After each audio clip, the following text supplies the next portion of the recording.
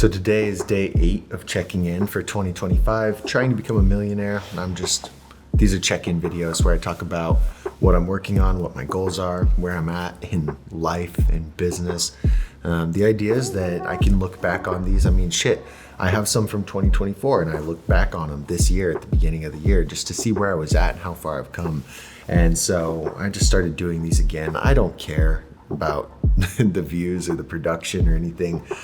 These are really just for me, and I know where I'm headed, and so I know these will help somebody along the way. Hopefully me, but they'll help somebody. And so anyway, these are just check-in videos. So it's January 9th in the morning. I'm doing January 8th this morning.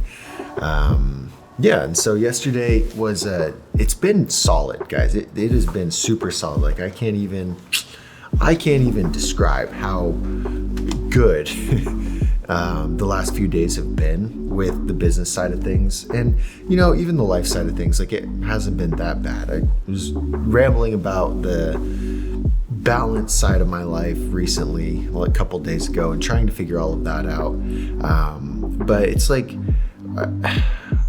during my stack yesterday, I kind of had to talk myself into the fact that nothing is really in my control, right? And as a control freak, that's pretty stressful. That's a hard realization because I want to control everything, right? I want to control every outcome. When I was younger, I played sports. I played baseball, I played football, I played soccer, and I was good at it, right? The problem I had is that no matter what, the outcome of the team didn't solely depend on me, right? And so I was leaving a lot up to my teammates, and if they weren't as good, they didn't work as hard, whatever, we didn't get the same results, and I hated that. I absolutely hated that aspect of it. And so BMX came along, right, when I was 12 or 13, and that was all me. It's you versus you out there. Whatever you put in, you get out. There's no bullshit of, oh, well, this guy doesn't really try very hard, so therefore the whole team's going to suffer. It's like, if I try hard, I get good results. If I don't try hard, I get bad results. And those two things are correlated in action sports when it's independent. And so as a control freak, I think throughout my whole life, I try to avoid things where the outcome is a situation that I can't directly manage. And I realize it, but I need to really work through it and do the work. Is you can't necessarily control anything, especially when there's another person involved. And so in relationships, that's been a big struggle of mine, where I want to make sure that this is headed in the right direction, right? And so that's micromanaging partners' actions, and that's even team members, right? Is being so hands-on that I don't allow my team to make decisions and learn on their own and grow on their own. And just in all those different areas, it's I can control my own outcome, right? I can control my own contribution to the outcome, and that's it. And that should be good enough. That's all I should really worry about. And if I ask myself, okay, this is the outcome. Am I trying my best to get there? If the answer is yes, what the fuck am I stressing about? Right? What am I stressing about? If the answer is no, I can be mad at myself. I can stress about it and I can fix that. But if the answer is yes, and I'm doing everything I can to get there, then I need to let go of those parts that I can't control. And that's really hard for me. So I'm trying to work through that and get that figured out. Like I said, in the business, in the life, in everything. But aside from that, it's been going solid. I got a decent funnel set up. I'm finally using a pipeline, which I've never used before in my life. And I didn't know how.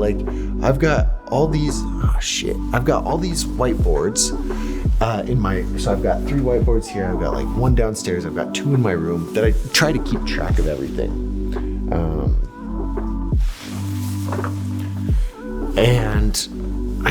So I was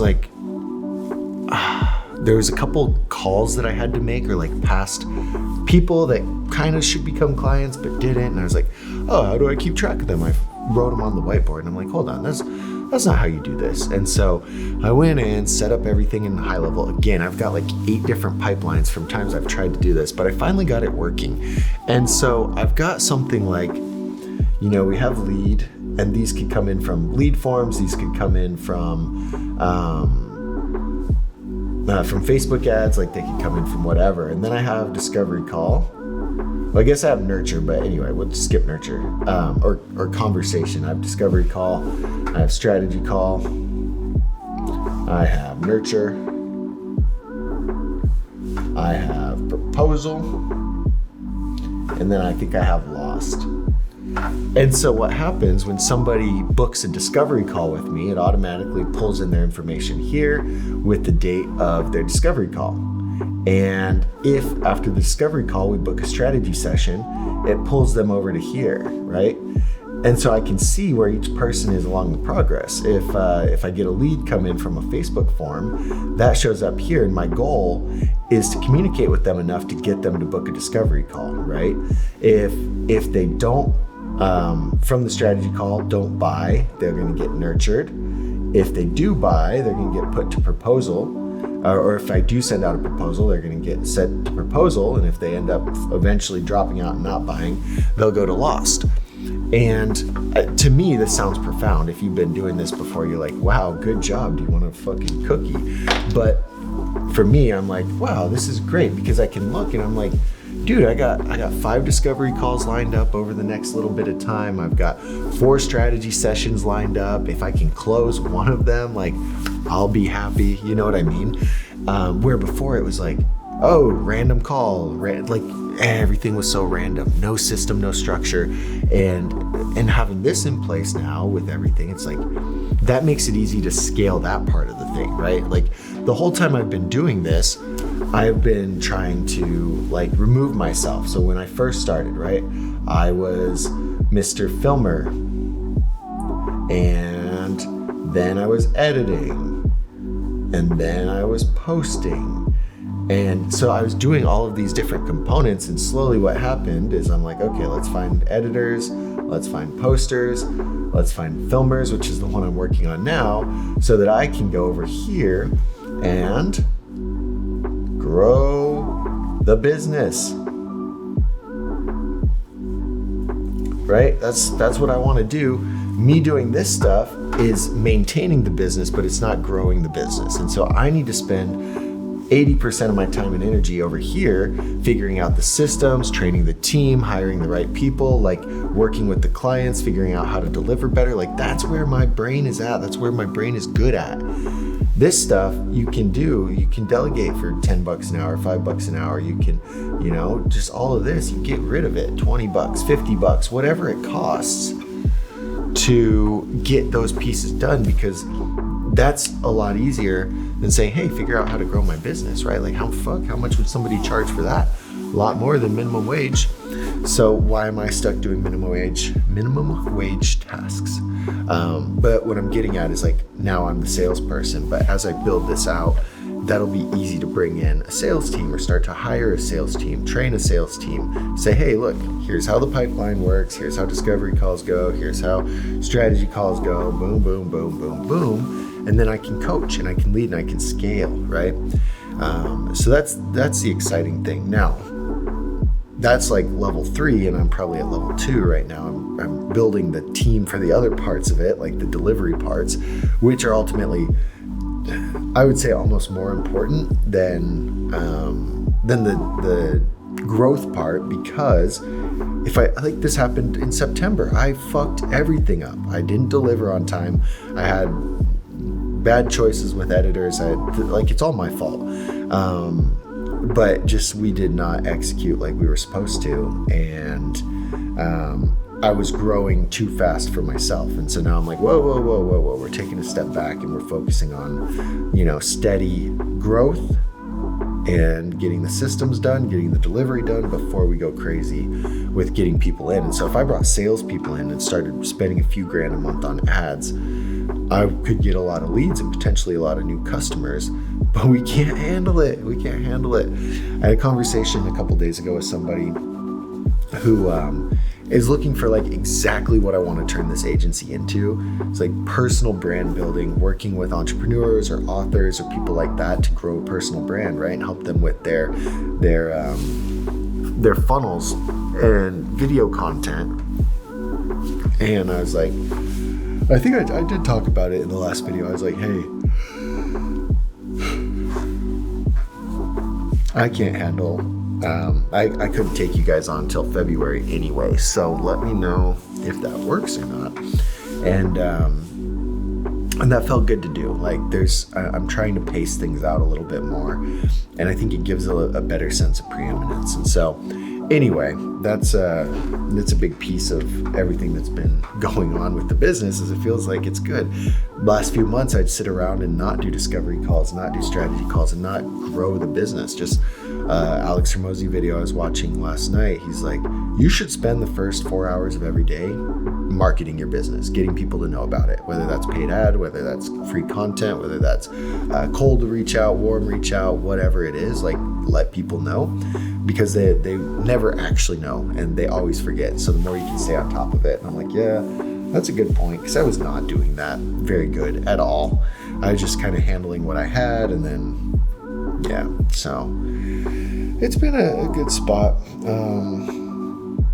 Yeah, and having a little more balance gives me like the energy. I think when I am working, I'm working, right? But it hasn't been launched for a full, like I haven't been doing it for a full 12 hours because work, hang out with this girl, not work, and then work, right? It's nice to have that little break here and there versus work. So that's been good. I think, I don't know, the whole thing fucking stresses me out still, but we're rolling with it for the next few months to see how everything goes. And yeah. So one thing that happened recently, and then I'll just cut it, I don't know, I'll just babble about the business a little bit more, is months ago when I started, I was a lot cheaper. And so those prices have gone up, and the new clients that I've brought on have been at a higher price point, but I don't have the heart to like raise it on my other clients. And so I needed to, but they're slowly dropping off anyway. And so that's been good, because if I lost a hand, like last month, I lost one at 2, one at 25, and one at 1,000. So it's 5,500 a month that I lost there, and just brought on someone at 4, where I'm doing literally a fraction of the work, like for 70% of what I was making off of those 3 clients. And that's just crazy to me. If I bring another one on at 4, the delivery gets a lot better, but also so do the profits. And it's just crazy to see. It's like however we make it, right? If we set that standard for ourselves, then that's the standard we live by. And it's exciting for me because I can look at my whiteboard that has the list of clients, and the client list is like smaller, but the money's about the same. And I'm like, that's all right. We just keep adding on like this. Everything's going to be just fine. And I really would like to be at that point with the agency where it's like, yep, $5,000 a month. I don't take on a ton of people, take on 10 people max. Like that's all we handle. You get a lot of focus, a lot of attention. Some agencies are $1,500 a month and they'll take on hundreds and you'll talk to a different person every week. We don't do that. Boom, boom, boom. I feel like that's a pretty good value prop, assuming you're getting the results or that $5,000 isn't a big enough pain point for the business. Like I know a business that has a company on $10,000 a month for the retainer, and that's really just to deliver some social media shit and run their marketing, which is then paid on top of the retainer. So $10,000 is a lot to me, and to some businesses they're like, yeah, that's about right, just $120,000 a year, still cheaper than paying a CMO. Like, cool, we're good. Insane. I can't wrap my head around that. But